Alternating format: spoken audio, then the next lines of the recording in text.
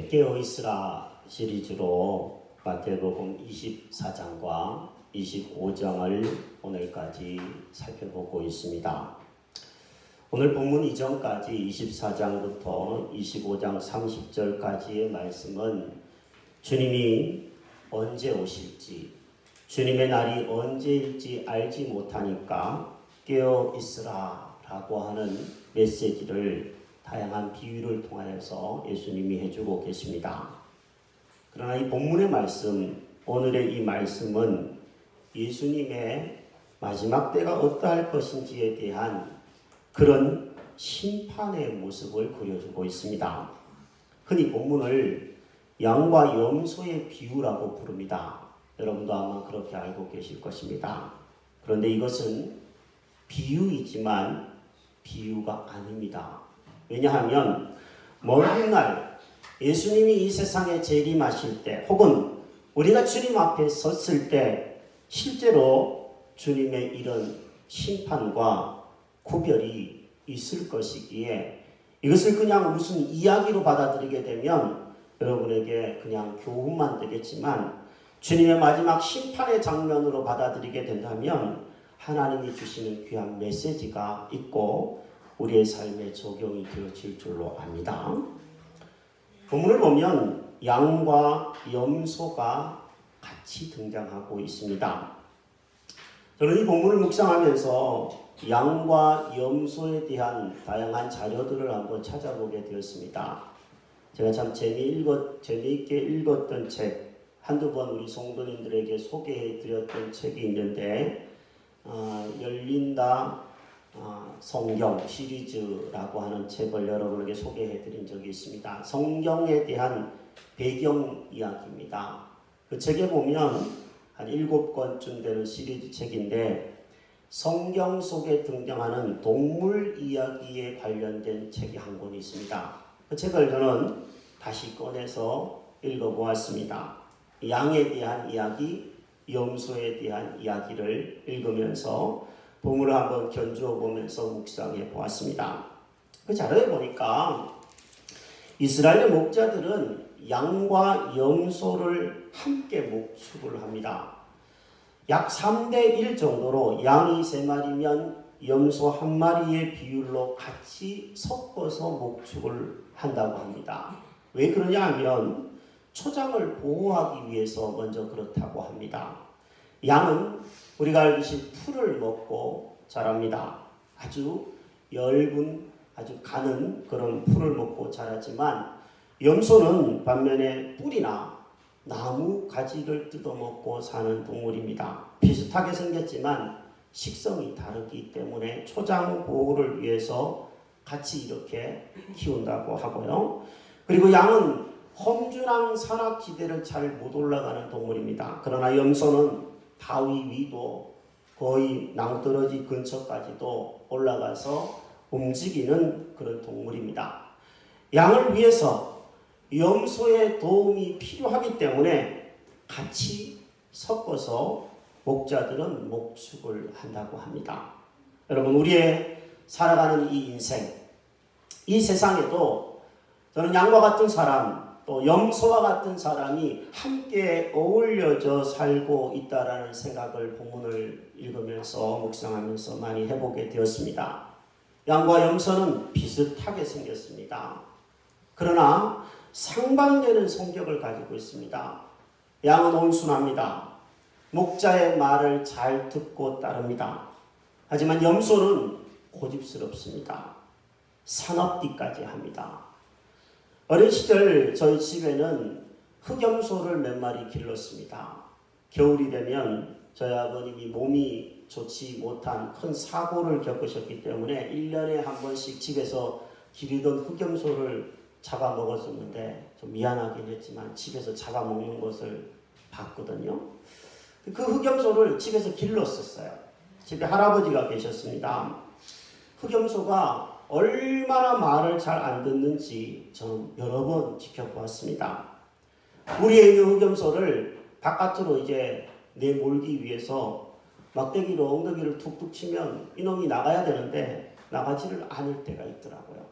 꼼짝도 안 하고 두 발이 땅에 붙어버린 것처럼 움직이지도 않을 때가 있어요. 그러면 할아버지는 염소의 뿔을 잡고 끄집어내는 겁니다. 끄집어내다가 염소를 못 이기시더라고요, 할아버지. 할아버지가 한 번은 대단히 화가 나셨습니다. 막대기로 염소를 마구 때리는데 염소는 화가 더 나버렸습니다. 그 뿔을 가지고 할아버지를 벽에 사정없이 들이받는 것을 봤습니다. 아유, 저러다가 정말 큰일 나겠다 싶은 마음이 들었는데 저도 겁이 나서 가까이 다가가지 못했습니다. 기억이 아직도 납니다. 염소, 사나운 동물이라는 것을 알았습니다. 고집이 센 동물이라는 것을 알았습니다.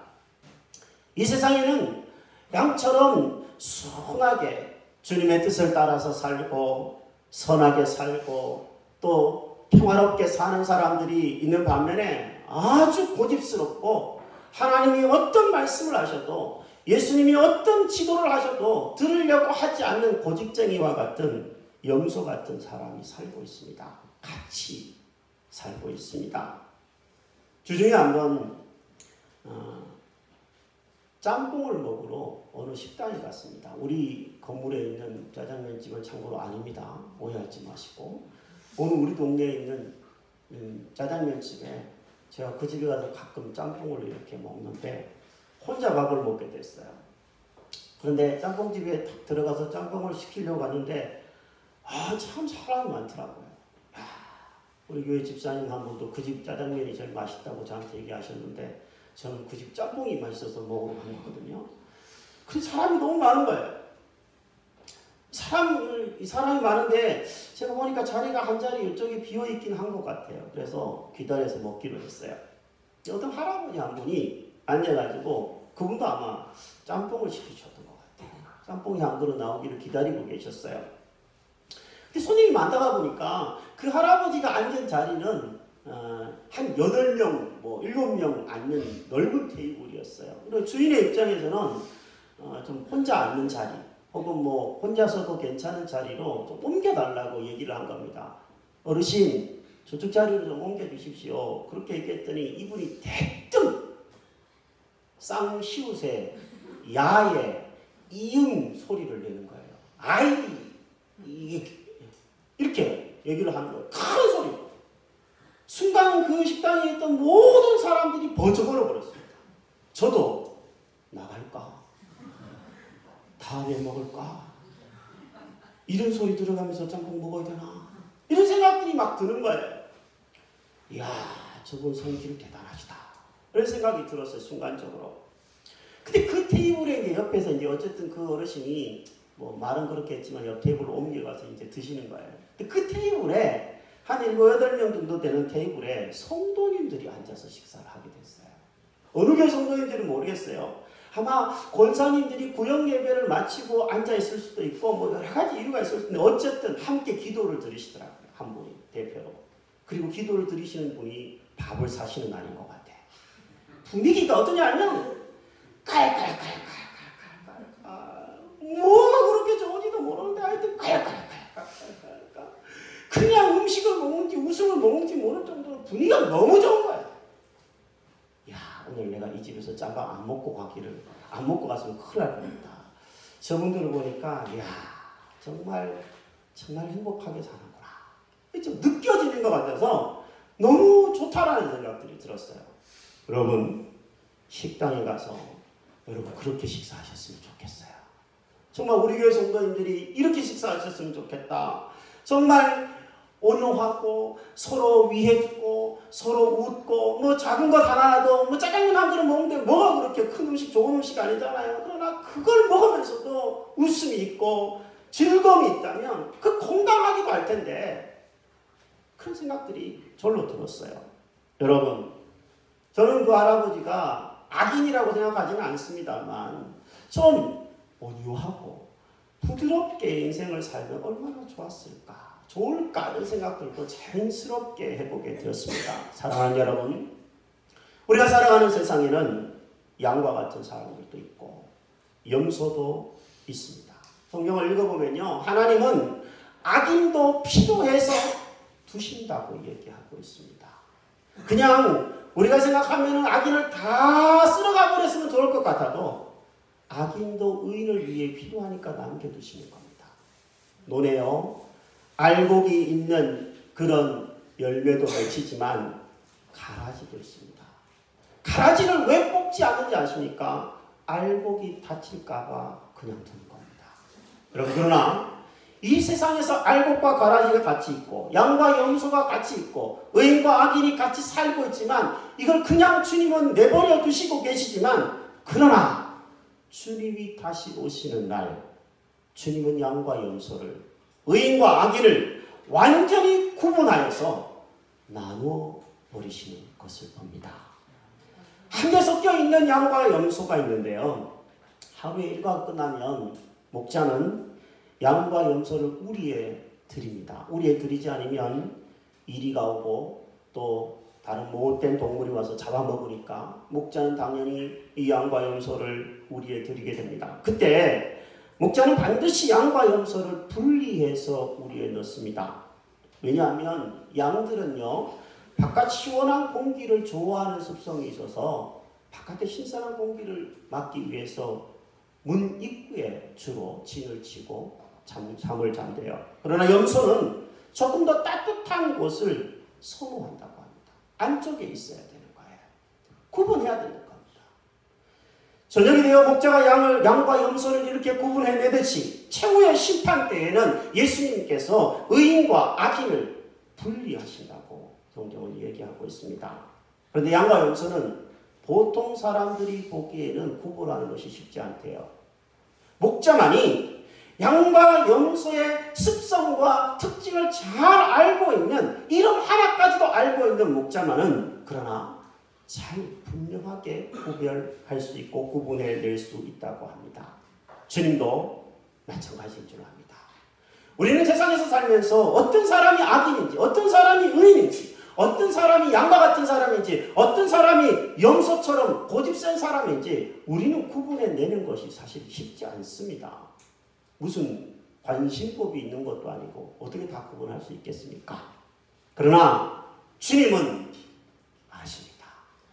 그러기에 최후의 순간에도 주님은 분명하게 구별을 내시면서 의인은 영생에, 악인은 영벌에 처하게 하신다고 오늘 본문에서 얘기해주고 계십니다. 제가 그 열린다 성경이라는 그 책에 읽어보니까요, 재미있는 이런 표현이 있더라고요. 양과 염소에 대해서 이야기를 하면서 그 양과 염소의 이미지 중에서 가장 중요한 이야기를 이 저자가 하는데 이렇게 얘기를 하더라고요. 가장 중요한 핵심은 양은 명예를 상징하는 동물이고 염소는 수치를 상징하는 동물이라고 이 저자는 밝혔습니다. 무슨 말인가 봤더니 유대인들이 양은 명예, 염소는 수치라고 상징하면서 성경에 동물을 이야기한다라는 얘기를 쓰고 있는데 제가 보니까 상당히 일리가 있어요. 자, 유대인들이 드리는 제사 제도가 있는데요. 그 중에 번제와 화목제는 양을 드립니다. 명예롭게 쓰여지는 양을 드리고요. 또 죄를 범했을 때 속죄제와 속건제는 뭘 드리냐면 염소를 드립니다. 수치스러운 것을 가리기 위해서라는 이야기를 저자는 했어요. 그러면서 양과 염소의 습성을 얘기했는데요. 이렇게 얘기를 하더라고요. 한 마리의 양 중에서 아빠양. 이 숫양은 50마리의 암양을 감당하고 보호하는 리더라고 합니다. 우리가 보기엔 양이 그냥 순진하고 아무것도 없는 것 같아도 수장 한 마리가 50마리의 암양을 거느릴 정도로 대단한 리더십을 가지고 있다라고 얘기해요. 그래서 자신의 암양을 보호하는 수장은 이를 침범하려고 하는 다른 수장끼리 치열하게 싸움을 벌이는 장면이 곳곳에 목격된다고 합니다. 이런 면에서 수장은 명예로운 남편과 같다. 저자는 이렇게 얘기했어요. 여러분, 남편들 있는데 저도 포함되는데 명예로운 남편이 되시기를 축복합니다. 별로 명예롭지 않고 싶으세요? 더 많이 버는 그냥 그런 남편이 되고 싶으세요? 예, 명예로운 남편이 되시기를 바랍니다. 반면에 염소는요, 자신의 암컷이 다른 수컷에게 유린을 당해도 전혀 상관하지 않는데요. 자기 부인이 남의 남편에게 뺏겨가도 그냥 나몰라 한대요. 상당히 수치스러운 남편입니다. 이런 남편 여러분 같이 살고 싶으세요? 부인들? 전혀 안 살고 싶잖아요. 그죠? 사기꾼 같은 남편, 수치스러운 남편, 이게 바로 염소의 모습이라고, 이미지라고 저자는 얘기했습니다. 사랑하는 여러분, 오른편에 있는 이 양의 자리, 명예의 자리, 주님은 이 오른편에 있는 자들을 의인이라고 부르시고 계십니다. 내 아버지께 복을 받은 자들이라고 명하면서 그들에게 그날 주님은 오른편에 있는 이 양과 같은 자들에게 주님은 창세로부터 예비된 하나님의 나라를, 영원한 나라를 상속해 주실 것이라고 약속하고 계십니다. 사랑하는 여러분, 여러분과 제가 명예로운 사람, 주님께 복을 받은 사람, 이 세상에서 주님이 창세전부터 예비된 하나님의 나라를 완전히 얻게 되는 그런 양과 같은 오른편에 서는 사람들이 되기를 주의 이름으로 축복합니다. 그러나 왼편은 염소의 자리입니다. 부끄러운 자리입니다. 수치스러운 자리입니다. 주님은 그들을 저주받은 자들이라고 부르고 계세요. 그리고 그날 주님은 그들을 마귀와 사자들을 위해 예비된 영영한 불에 들어가게 하실 것이라고 약속하고 있습니다. 여러분, 우리 중에 여기에 예배에 참여하신 분 중에 아무도 이런 수치를 당하고 이런 영벌을 당하는 이가 없게 되기를 축복합니다. 여러분, 이 양과 염소, 의인과 악인 나누는 구별 기준이 뭘까요? 그것이 중요합니다. 우리가 뭐 양이 되고 싶지 않은 사람이 어디 있어요? 성경 말씀에 따라서 신앙생활하는 우리는 다 양이 되어서 오른편에 의인이 되어서 영원한 천국의 백성이 되는 거 다 바랍니다. 그런데 왜 어떤 이는 그렇게 살지 못하는 것일까요? 우리는 어떻게 살아야지 양으로서 오른편에서 영원한 하나님의 생명을 얻으면서 살 수 있는 것일까요? 그 구분 기준은요, 다름이 아니라 이웃을 어떻게 대하느냐입니다. 사랑하는 여러분, 이웃을 어떻게 대하느냐에 따라서 그 사람이 양인지 염소인지 주님이 구별해 내신다고 본문에서 이야기하고 있습니다. 성경을 읽어보면요, 예수님은 성도들을 한 사람 한 사람을 예수님 자신과 동일한 인물로 생각하고 계신 것을 읽을 수가 있습니다. 예를 들면 바울이라고 하는 이 사도가 옛날에 사울이었을 때 예수 믿는 사람을 박해하고 감옥에 가두고 죽이고 막 그랬던 사람이거든요. 그런데 부활하신 예수님께서 이 바울에게 나타나서 이렇게 말씀하시는 장면이 나옵니다. 사울아, 사울아, 어찌하여 네가 나를 핍박하느냐. 사울은 예수님을 핍박하지 않았어요. 그냥 예수 믿는 사람을 핍박했는데 예수님이 뭐라고 하냐면 어찌하여 너는 나를 핍박하느냐. 예수님은 믿음의 사람들과 자신을 동일하게 해주셨습니다. 그리고 예수님께서는 아주 지극히 작은 이웃들, 아주 소외되어 있는 형제들과 자신을 또한 동일하게 여기시고 계신 것을 본문에서 우리가 볼 수 있습니다. 예수님이 뭐라고 말씀하십니까? 여기 내 형제 중에 지극히 작은 자 하나에게 한 것이 곧 내게 한 것이다. 또 45절에는 보면 이 지극히 작은 자 하나에게 하지 아니한 것이 곧 나에게 하지 아니한 것이라고 주님은 얘기하셨습니다. 어느 가게의 주인이 있었다고 합니다. 이 가게의 주인은 예수 믿는 사람이었습니다. 어느 날 예수님이 감동을 주셨어요. 자신의 집에 예수님이 친히 방문하시겠다라는 감동을 그 주인이 받았다고 합니다. 가게 주인은 언제 주님이 오시려나 매 순간 주님이 오시기를 간절히 기다렸다고 해요. 그런데 하루 종일 가게에 찾아온 사람은 딱 3명밖에 없었다고 하는데요. 첫째는 거린이 구걸하기 위해서 찾아왔고, 두 번째는 추위에 떠는 애기 엄마가 너무 추워서 따뜻한 물 한 잔 마시려고 들어왔고, 세 번째는 나그네가 잠시 다리가 아파서 쉬려고 들어왔다고 합니다. 하루 종일 기다렸지만 기다리는 예수님은 안 오시고 그냥 나그네만 거린만 지나간 거예요. 그날 밤 투덜대며 이 가게 주인은 잠자리에 들었다고 해요. 그런데 그날 밤에 꿈에 예수님께서 나타나셔서 한마디 하시더래요. 이렇게 해요. 내가 오늘 너희 가게에 3번 방문했다. 이렇게 얘기하시더랍니다.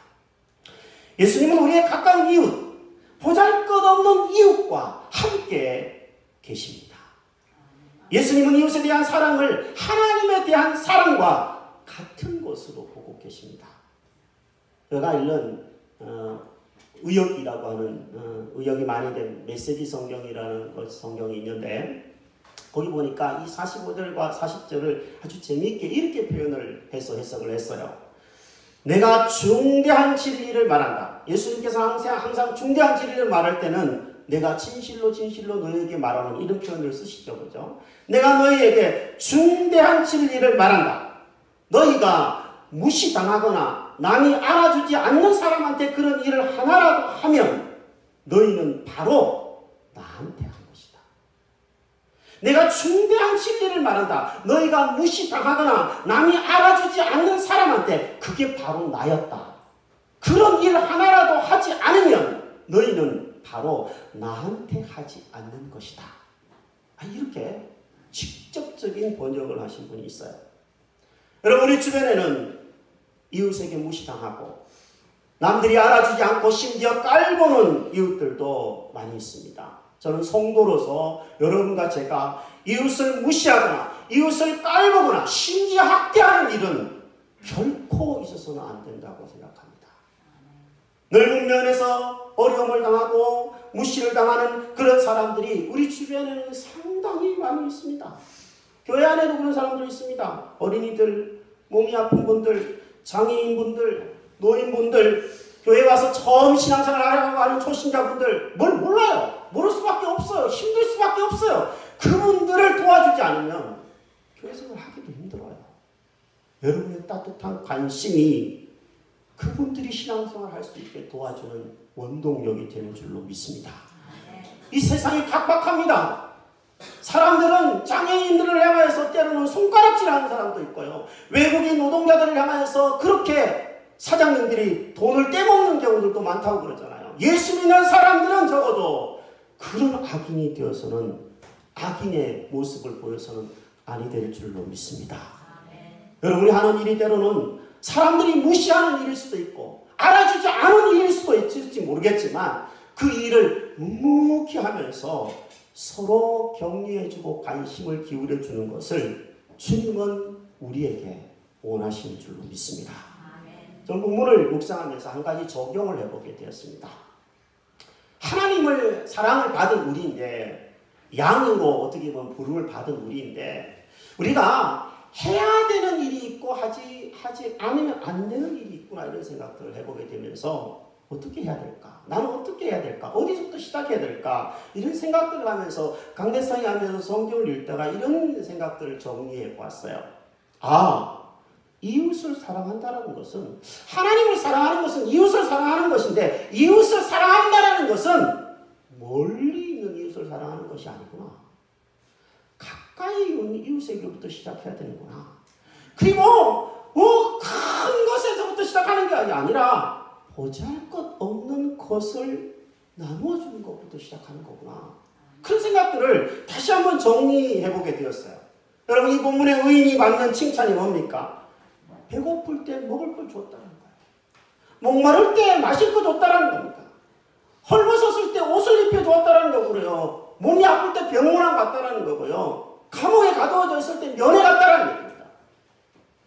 여러분, 가까운 이웃에게 보잘것없는 작은 일이라도 좋으니까 그 이웃이 갈급해야 있는 그 필요를 채워주는 것이 그것이 사랑이라는 얘기를 하고 있습니다.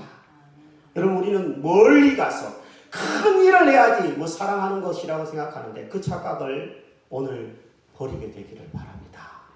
가까이 있는 사람. 여러분의 가까이에 누가 있습니까? 남편이 있고 아내가 있고 자녀가 있습니다. 거기서부터 시작하고 또 내 옆에 있는 오늘 내 옆에 앉아준 우리 성도들에게서부터 시작하고 그럼 그렇게 가까이 있는 사람들부터 작은 것부터 실천하면서 나가는 사람들이 될 때 여러분과 제가 의인으로서 하나님도 인정하고 사람들도 인정하는 그런 사람이 될 줄로 믿습니다. 추수감사주일이 다가오고 있습니다. 원래 우리 교회는 가족 찬양대를 열 계획입니다. 어떤 분은 악기로 신청하신 분이 있어요. 악기 연주하신다고. 또 어떤 분은 삼행시라고 하나요? 네. 추수감사절로 삼행시를 지으시겠다고 저한테 얘기하신 분도 있으시고요. 제가 좀 부탁하기도 했지만 본인이 해보시겠다고 얘기하신 분도 있으시고요. 또 저희 가족은 뭘 할까?